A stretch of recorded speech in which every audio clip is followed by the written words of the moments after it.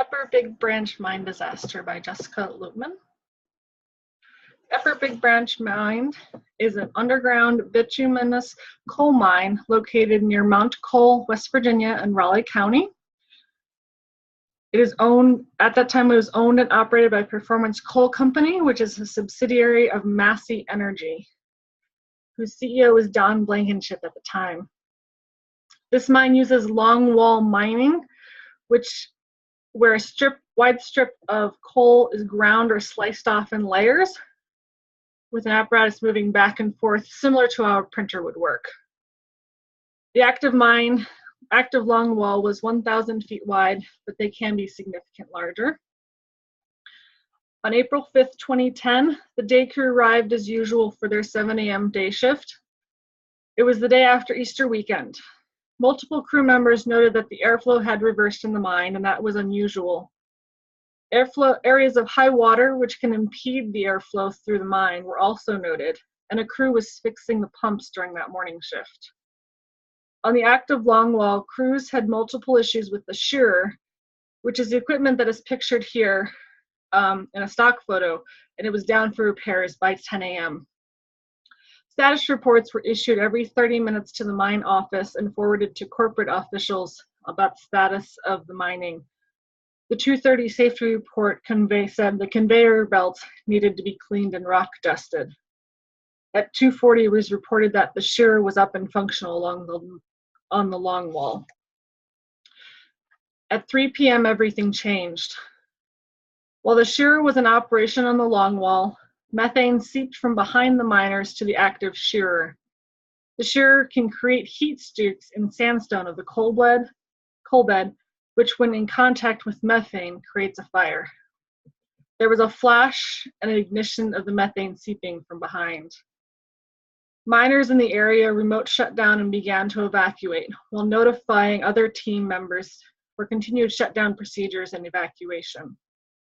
The methane continued to burn, reaching the end of the longwall, which then exploded a larger area of methane and air.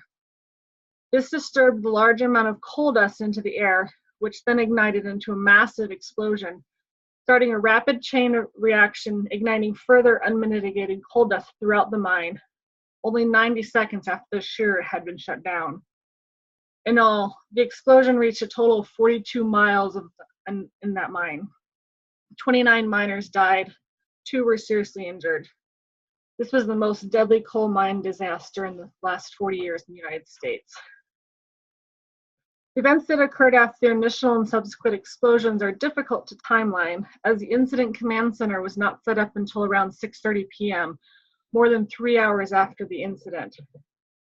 Soon after the incident, 2 mine officials, Chris Blanchard, who is Performance Coal Company's president, and Jason Whitehead, the vice president, had entered the mine without proper gear soon after the incident. The incident command was not aware of that they were in the mine, and so they're intercepted by rescue crews during the following hours. There was a delay in reporting the incident to the Mine Safety and Health Administration, which requires that all serious accidents be reported within 15 minutes to an emergency hotline. One of the big issues was knowing how many people were in the mine, including the mine officials. A mandated tracking system installation was not complete, only about 20%. The backup systems, which included a brass tag system of in and out, and written logs, were also not kept up. Numbers that they kept getting from Massey Energy kept changing. An accurate count wasn't received by the Incident Command Center until the next day at 12:30 a.m., approximately 9 hours after the incident occurred. Multiple rescue teams had to evacuate the hazardous conditions, including high methane and low oxygen concentrations during the following days, and were unable to account for all miners until several days after the incident. Jonah Bowles notified the Mine Safety Health Administration of the serious accident at 3:30 p.m. He reported that there was an inundation of carbon monoxide in the Upper Big Branch mine, that there were readings of 50 to 100 parts per million of carbon monoxide, that there were no trapped or injured miners, No fire, no fatalities, but the presence of carbon monoxide might indicate a fire in the mine. This was a direct lie to what was known at the time, downplaying the seriousness of the incident. Blanchard and Whitehand are the two PCC execs who entered the mine without proper gear or notifying anyone that they were entering the mine. Their actions have been questioned whether they were trying to cover up evidence or rescue miners. They did not provide a full account to the Incident Command Center on either their routes or actions or the conditions of the mine. The Southern West Virginia Mine Rescue Team, which is part of Massey Energy, was alerted at 3:30 p.m. of the incident at the UBB and was preparing to assist. Various officials from Massey Energy were alerted of the incident, as well as the MSHA and the West Virginia Mine Health, Safety, and Training. Many reports note that there was a lack of ambulances at the site in the hours following the incident, even as some of the deceased and severely injured miners were brought out of the mine. Notes were not taken routinely, and phone calls to the mine were recorded poorly or not at all. Multiple parties entered and exited the mine without authorization or a clear plan. Around 4 p.m., an order by telephone from Robert Harmon, who was en route to the UBB mine, to allow MSHA to, quote, take any steps necessary to protect lives, including supervising and directing rescue and recovery missions, and ensure the protection of property needed for accident investigations, end quote. The ISC was set up at the evening sometime between 6:15 and 6:30 with Robert Hardman and Kevin Strickland in charge. All actions by Massey Energy were to be approved by these MSHA officials prior to implementation in the mine. The first rescue team entered the mine at 6:45 p.m. Prior to the ISC being established, there was general chaos from MSHA, the West Virginia MHST, Performance Coal Company, Massey Energy, all trying to ascertain the conditions of the mine and the miners. Multiple investigations were performed after the UBB mine disaster to look at the cause of the explosion. The West Virginia Office of Miners' Health, Safety, and Training conducted a thorough investigation into the mine disaster. MSHA conducted an internal investigation regarding errors in the oversight of the mine. Joe Manchin, who was the governor of West Virginia, ordered an independent investigation as well. These investigations all agree with the probable cause and the timeline surrounding the incident. Some of the issues that directly really led to the UBB disaster, including that coal dust was not kept down with rock dust to prevent the coal dust ignition. This was done with crushed limestone and was required by the MSHA. The equipment to dust was not maintained. It was more than 25 years old. The backup duster was locked up and had been stripped down for parts. There were no boreholes in the rock to transport rock dust into the mine efficiently. There was only one two-man crew that worked nights on a part-time basis to dust. They had other duties, but it was reported that this mine was large enough for a two-man crew to be working on all shifts full-time. Another issue was the airflow within the mine. It was a chronic issue. Some parts of the mine had little airflow daily. Dennis Sims, one of the miners, said, "We all knew we didn't have enough air." In 2009, the UBB had 64 citations for failure to follow approved mining plans. 57 of those were federal and 7 were state. Changes were made to ventilation with miners underground, which is dangerous as the airflow can be unpredictable when the changes are made and the mine should be empty. Airflow was restricted by water buildup in the mine. Ventilation controls from the Ellis portal, which is the entrance to the mine, were missing. The fans at the UBB mine were sufficient for the size of the mine, but the airflow was just not reaching the areas where the miners were working.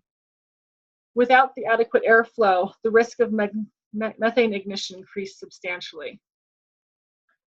The UBB mine was known to be a gassy mine simply because of the type of coal that was being mined there, the bituminous coal. and had a history of methane inundations and ignitions, including 1997, 2003, and in 2004. In January of 2010, a Performance Coal Company senior official told a foreman to ignore a citation for inadequate ventilation in the mine. Multiple shutdowns by the MSHA for airflow issues occurred in the first quarter of 2010 by Keith Stone. Keith Stone was an inspector for the MSHA. He feared that the UBB officials might be engaged in a practice unheard of in the industry, that of operators manipulating the air during ventilation inspections. So the airflow could be considered adequate in the area that was being inspected at that time. He had a ventilation specialist, Mankowski, sent multiple ventilation specialists into the mine at the same time to various areas in the mine to ensure that that was not happening. Attempts to improve the airflow from the mine, contact from the mine to Performance Coal Company and to Massey Energy led to no changes. Emails to the Massey execs also had no effect. Joe Mankowski, referred to it as a Band-Aid approach. In a statement on May 10, 2010, to the Senate Appropriations Subcommittee on Labor, Health and Human Services, Education, and other related agencies, Don Blankenship said that the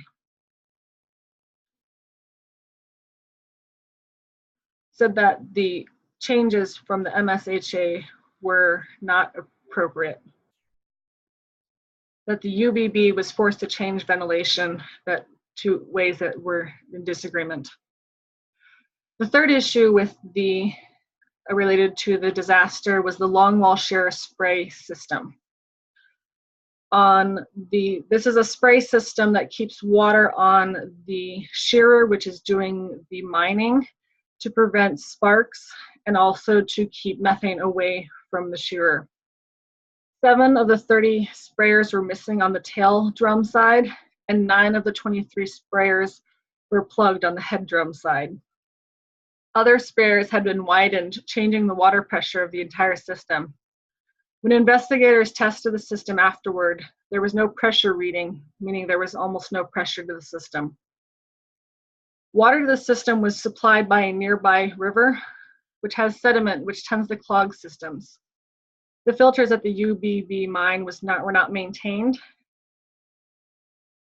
In the report to the governor, it was quoted, "If all the water sprays had been properly maintained and had been functioning as intended, creating a fine mist of water at the shear nozzle point, and if rock dust had been properly applied, any ignition of methane that occurred would likely have been extinguished at the source."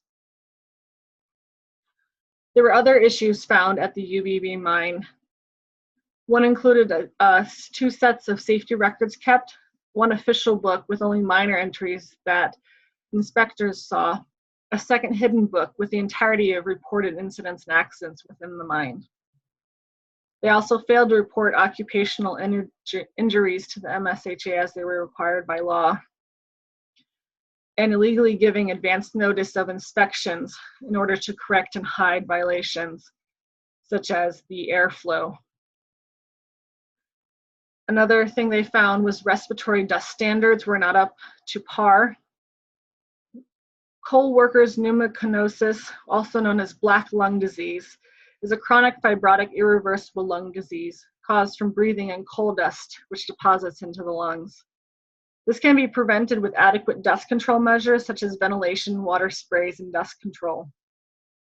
Of the 29 victims, 5 of them were not able to have determinations due to lack of tissue. 17 of the remaining 24 victims, or 71%, were found to have coal workers' pneumocanosis. 4 others were found to have a lesser disease, but substantially more than normal lung tissue. The US rate for coal workers' pneumocanosis is 3.2%. The West Virginia rate is 7.6%, according to a NIOSH report in 2007. This is significantly lower than the percentages found in the coal workers who perished in the mine that day. Other issues were found with the roof control plan, which prevents cave-ins, the gas monitoring in the mine, requiring multi-gas detectors, and the failure of an emergency response plan and the miners' knowledge of it. Mine officials intimidated miners into not reporting hazards to MSHA, compromising miners' safety and miners' ability to participate in identification and correction of hazards and as provided by the Mine Act. The West Virginia Office of Miners' Health, Safety, and Training issued 253 violations based on their investigation in the UBB disaster. They also issued another 28 violations after auditing the accident history for failure to report accidents. In addition, it was found that rescue efforts did not follow standard operating procedures of having one team waiting outside for every one team inside performing rescue operations.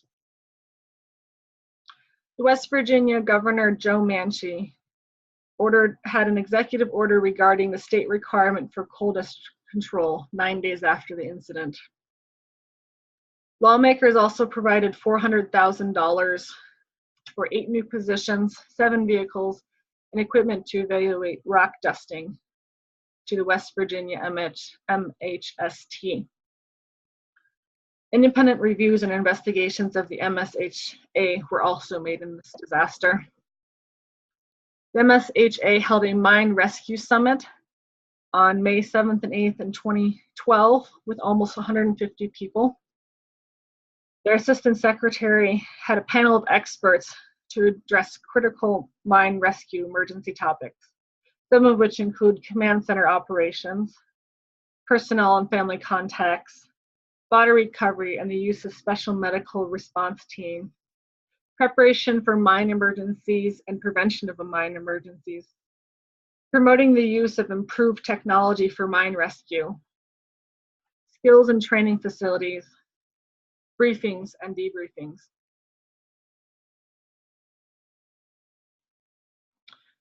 The internal investigation of MSHA brought up 4 major failures.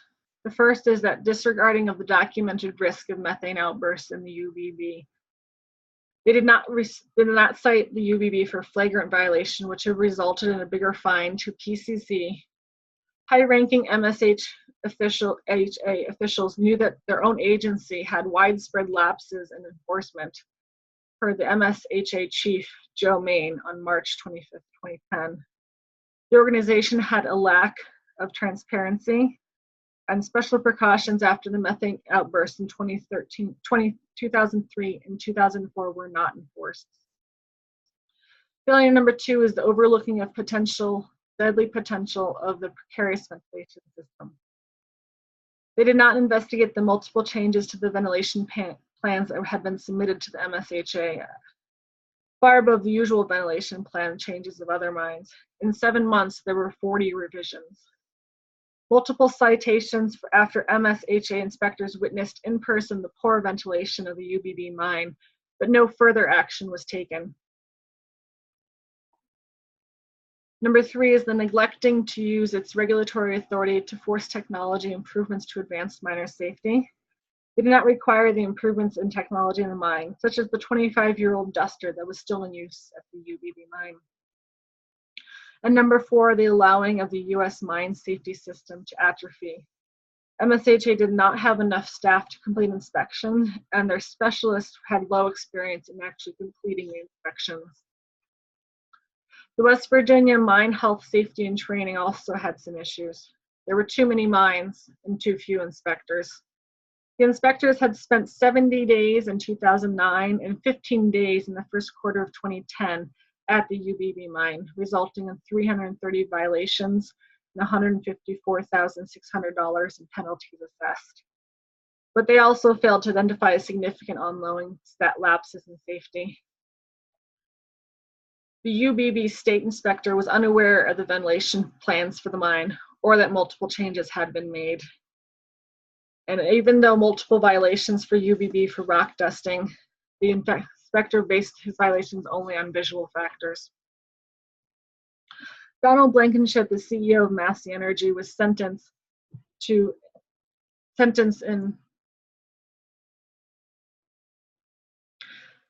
1 year in prison for conspiring to violate federal mine safety standards. He was also ordered to serve 1 year of supervised release and to pay a fine of $250,000. Additionally, Huey Albert Strover, the Massey Energy chief of security, was charged with lying to the FBI and obstructing the criminal investigation. The U.S. Congress had multiple bills introduced during the 2011-2012 Congress, but none of those were passed.